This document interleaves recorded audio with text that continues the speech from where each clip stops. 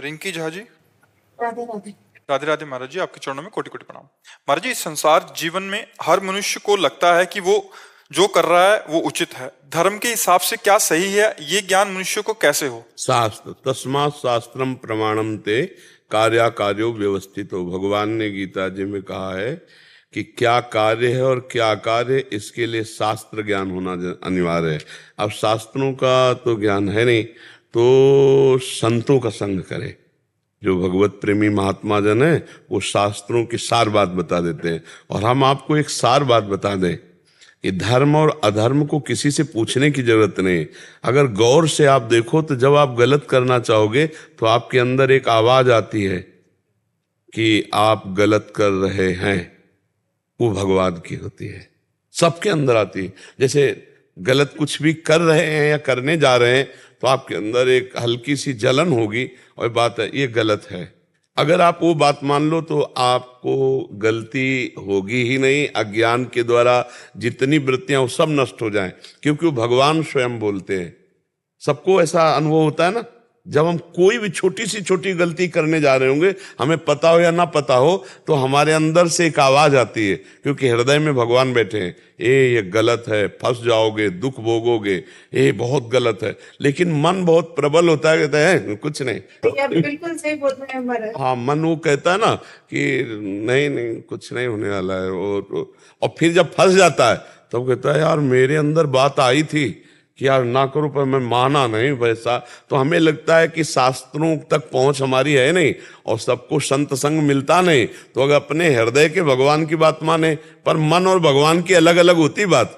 भगवान की बात बहुत धीमी होती है और मन की बहुत जोर की होती है। और कहीं मन की बात को भगवान की बात मान मत लेना, नहीं तो वो और फंसा देगा। यही निर्णय करना थोड़ा कठिन होता है। वो सूक्ष्म आवाज एक होती है, बहुत धीमी, गलत दिशा में जा रहे हो, पर मन आपको बढ़ाता ले। अगर वहीं रुक जाए तो फिर जीत गया। पर 100 में हमें लगता है एक ही कोई अगर सुन पाए और जान पाए और मान पाए, नहीं तो सब प्रवाह में बहते रहते हैं और अंदर से भगवान बोलते रहते, कोई नहीं सुनता है। और अगर उनकी बात सुन ले तो और ज्ञान जानने की जरूरत नहीं, अंदर ही तुम्हारे सारा ज्ञान है।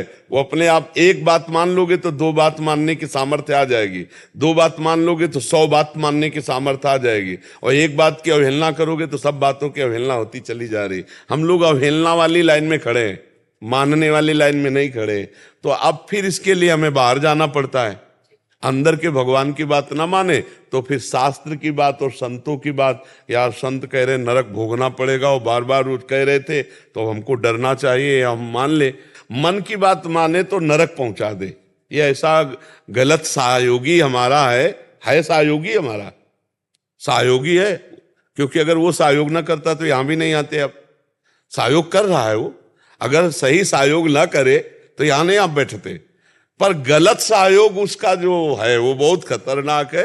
गलत बात पे उसका विरोध करना अपने लोगों को सीखना चाहिए। सही 100 में ऐसा नहीं कि 100% वो केवल गलत ही सलाह देता है, बढ़िया भी सलाह देता है। हाँ, दान पुण्य का भी कहेगा, ठाकुर जी के दर्शन पर है बहुत चतुर आदमी।